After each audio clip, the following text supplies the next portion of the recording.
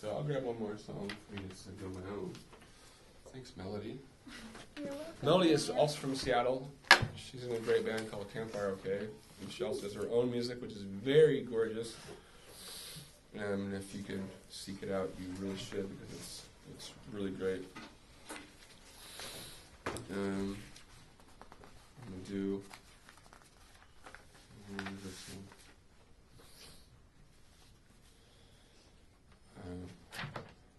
I have to have lyric sheets because I never remember the songs I write. It happens a lot, and I didn't feel so bad about it. I don't feel so bad about it. When my wife Sarah and I went to go see.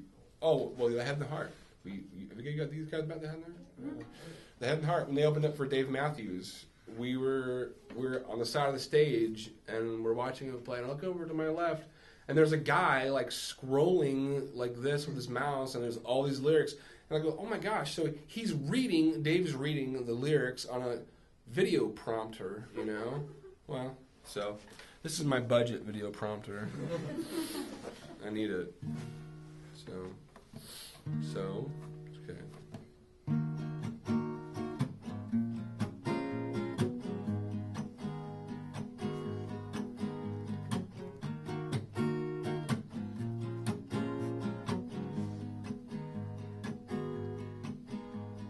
Rachel, would it be alright if I stayed here in the car? There's too many people out there, I don't know. It's not that I'm too shy, and I cannot be polite. I just don't feel confident in crowds. Cali, you can do what you like. I'll probably be here a while. I'll leave you my car keys in case you want to leave.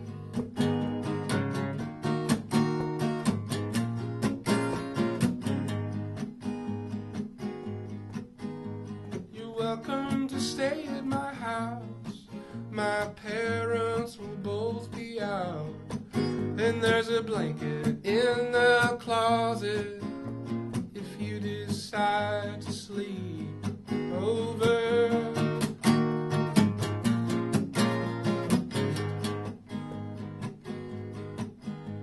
Rachel, I am sorry to call. I can't sleep at all. Well, your closet's unfamiliar. Your parents soon to be home. Cali, there's no way you'll be caught. My closet door has a lock. Keep my window open so I can get in.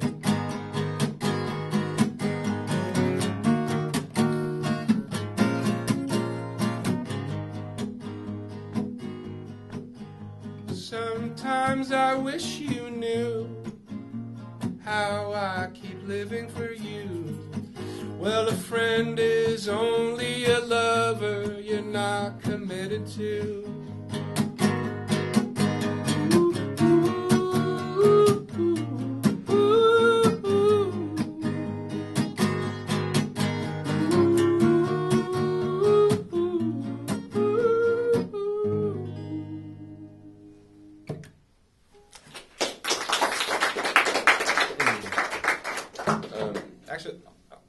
Can I talk a little bit about this song? Please. So, this is actually a good example of what I'm talking about. So, here we have a song, and when I wrote this, I remember where I was at. Most songs I remember where I was at when I wrote it, and I remember where I was at when I wrote this one. I was in the Basque Country in Bilbao, and I remember we had a day off, and I was in this hotel room, and the song came to me, and I couldn't figure out why I would be singing about two teenage girls and writing from both of their perspective. Now, what's weird is that the song lyrically is only this long, right? But in my head, there's the images that happen are many, So it's weird. It's like, how am I projecting images, how am I even like saying half this stuff? Like, it's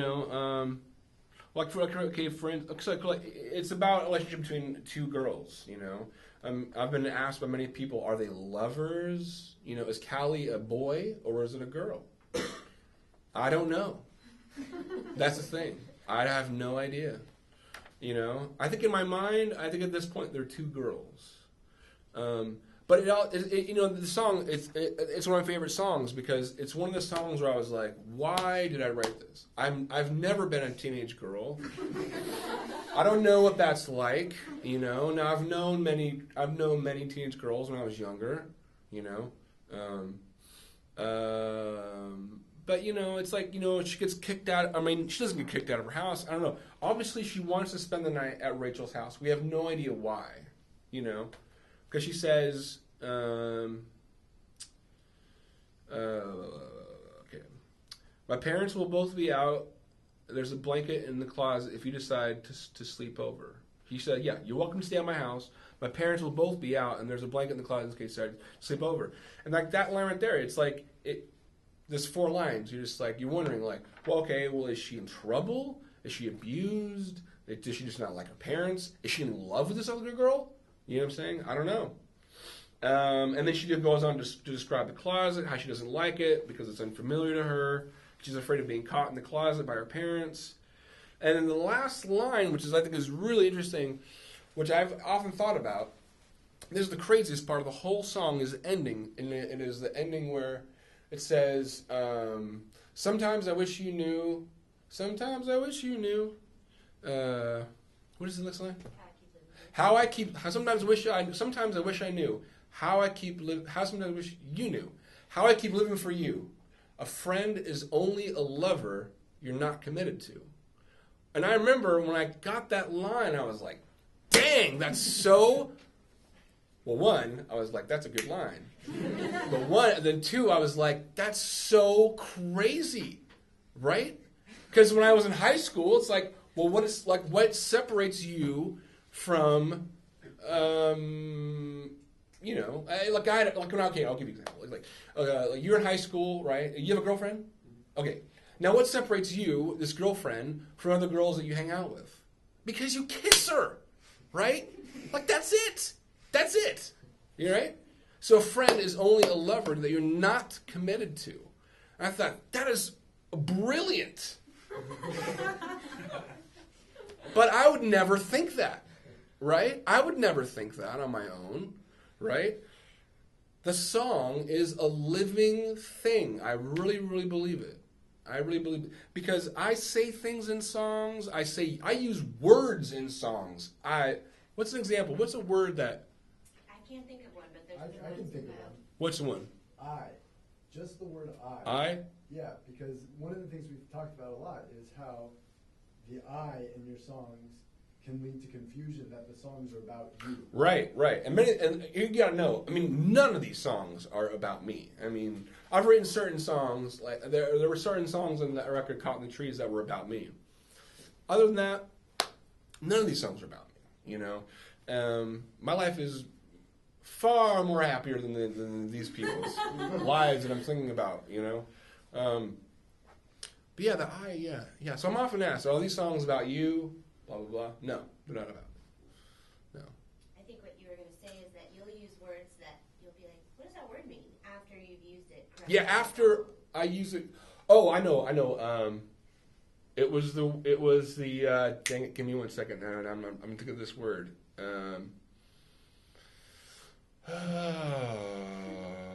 Okay. I can't think of the word.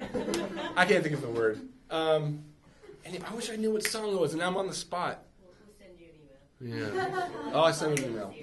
Anyways, but there was a word. Something about it was a word about fire. Dang it. This is gonna bug me. Okay, anyways, but The point being that you used it completely correctly and in context without you yourself knowing what the word was. Yeah, and that's what it's like. So yeah, it's proof. The song is a living thing. The song is a living thing. Does anything in your life like trigger it, or is it like some kind of like muse, or like something like that? I would say it's, I don't know. It's like this is a horrible like connection, but like with Nicki Minaj, she has those like different ideas. I know it's a horrible thing, but like all of her songs are from different people, and it's not like her singing herself. It's and he's singing from a different perspective. It's not him himself like singing. He's never like he said he never been a teenage girl, but like I hope not. So. Right. Okay, so this was the song I was talking about, and I'll quickly read you these lyrics, because lyrically, and then again, there's another song I wrote where lyrically I was like, what am I talking about, right? Like, what am I trying to say here? And I'll read you these without even singing you the song, because the song's kind of long and it's boring. So I'll read you the, and I'll point out the word that I used. Okay, I'll point it out when I get to it. It says, man, I was a diamond, I fell into the diamond sea, a substitute starlight, a prism for the rainbow stream. And then blah, blah, blah, would you tell me that you want me? Would you throw me back lightly into the diamond sea? And it says, shine on, see through me. Your expensive reflection is seen, a chandelier ghost trap who's danced on the fingers of queens. Now I'm talking about a ring, right? A chandelier ghost trap. That's the diamond. That was my slang for a diamond. A chandelier ghost trap. I was like, wow, that's awesome. And jealous of gold. Now this was the word I used. And I wrote this down, typed it all out, without even knowing what the heck this word meant. I just used it. I'm a very uneducated person, so I use this word. Jealous of gold. I am emulous into the fire. My love is not shared, it is only for you I can shine. But if you decide it's not diamonds you want, it's gold, then let me go on. I would rather just drown and go on. But the word emulous, I've never used that word ever in my life. Never. You know? So to put that in a song and it just shows up in the song, that's really kind of creepy. It's a muse. Is that a muse? Yes. I don't know what a muse is. I never took mythology. I haven't either. I'm practically a high school dropout. What's a muse? What is that? It's like what the poets or the bards back in like. But that's usually like a person that you're Or it's inspired just by, or Yeah. a thing you're inspired by. It's like So someone had to have known the Not word. a thing that inspires you. You don't really know what it is. Something whispering in your ear. Yeah. It's the force. It's the force. Of course. Well, yeah. Well, that's what I'm saying. I mean, anyways. So there's some insight, you know. Go ahead. I was going to talk about Cali and Rachel's song. Because we were listening to this interview, and you said that you thought that your music was very cinematic. Mm-hmm. And like I looked at the lyrics to that song, and it's like a script. Essentially, it's a script Mm-hmm. to a film. So like, is that kind of what you mean by when you say like visually, like you see those things in your head, like there's Yeah. a lot more than what's just going on there? For sure. So is it like do you see music videos, for instance, like Arkansas, Mhm. like for something like that? Like, Mhm. do you see that whole thing when you're writing the song? Yeah, and that's basically what I think that's what it is that like I'm getting, I mean, as I'm taking the pen to the paper or typing the keys, I'm actually not even envisioning, I'm not even like paying attention to really what I'm doing. I'm really just sort of like picturing what's behind my eyes, you know, like what's inside my brain, you know, like the visions you're getting, and you're just, you know, you're typing it down as fast as you can, you know, yeah, it's very visual. It's all very visual, you know. But I had a writer one time who was reviewing a record of mine, and he was talking about how same thing, how visual the lyrics can get, you know. I thought that was really cool. That was really neat. I think that's interesting that you wanted to do art before that, because that's also something that's visual. So Yeah. That gave you the basis for, writing visual songs. But I'm glad I did music, though, because, that's the thing, because paint and a canvas is so limiting.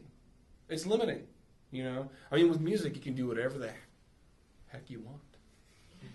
I censored myself there. You can do whatever the heck you want, which is really awesome, So, what are you going to say? Well, I was going to interject another thing that behind the scenes that I know about your songwriting process. Are you allowed to ask questions here? I don't know.